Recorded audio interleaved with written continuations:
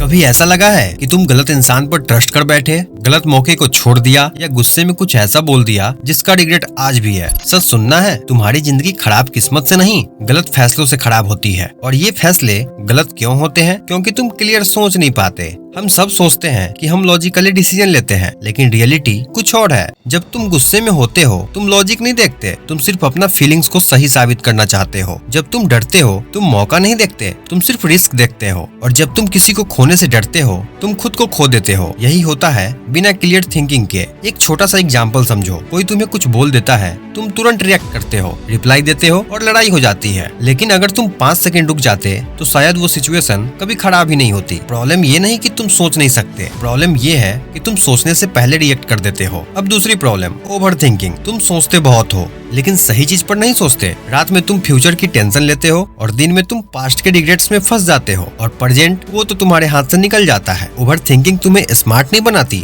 वो तुम्हें कंफ्यूज बना देती है। तुम हर डिसीजन को इतना बड़ा बना देते हो कि तुम डिसीजन लेते ही नहीं, और धीरे धीरे तुम्हारी जिंदगी स्टक हो जाती है। क्लियर थिंकिंग सिखाती है हर चीज इम्पोर्टेंट नहीं होती, कुछ चीजें इग्नोर करने के लिए होती है, तभी दिमाग हल्का रहता है। एक और सच्चाई जिसे लोग एक्सेप्ट नहीं करते, तुम्हारा दिमाग खराब नहीं है, बस हर वक्त भरा हुआ है। सुबह उठते ही फोन, दिन भर रील्स, रात को रैंडम थॉट्स। तुम अपने दिमाग को एक सेकंड भी खाली नहीं छोड़ते। फिर कहते हो मुझे क्लैरिटी नहीं मिल रही। भाई क्लैरिटी आएगी कैसे जब अंदर पहले से ही नॉइज भरा हुआ है? क्लियर थिंकिंग के लिए साइलेंस जरूरी होता है। थोड़ा टाइम खुद के साथ बैठना सीखो। अब एक कड़वा सच, तुम सच नहीं मानते, तुम वही मानते हो जो तुम्हें अच्छा लगता है। अगर कोई तुम्हारी गलती बताता है, तुम डिफाइन करते हो। अगर कोई अनकंफर्टेबल बात बोलता है, तुम इग्नोर कर देते हो। यही रीजन है कि लोग सालों तक वही गलतियां रिपीट करते रहते हैं। लेकिन क्लियर थिंकर्स अलग होते हैं। वो खुद को जज करते हैं, अपनी गलतियां एक्सेप्ट करते हैं और चेंज करते हैं, क्योंकि उन्हें सही होना है, ना कि सही दिखना।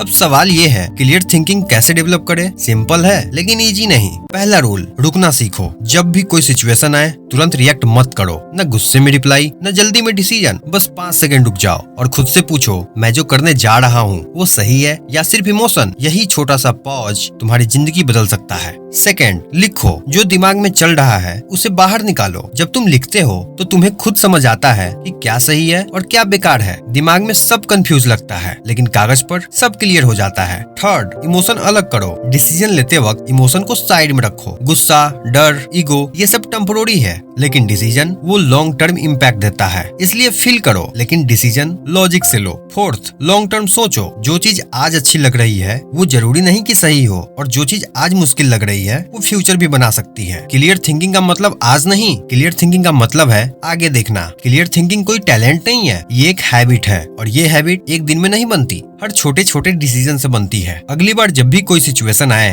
तो तुरंत रिएक्ट मत करना, थोड़ा रुकना, सोचना और फिर फैसला लेना, क्योंकि एक सही डिसीजन तुम्हारी पूरी जिंदगी बदल सकती है। अगर ये वीडियो आपको अच्छी लगी तो प्लीज लाइक एंड सब्सक्राइब जरूर करें।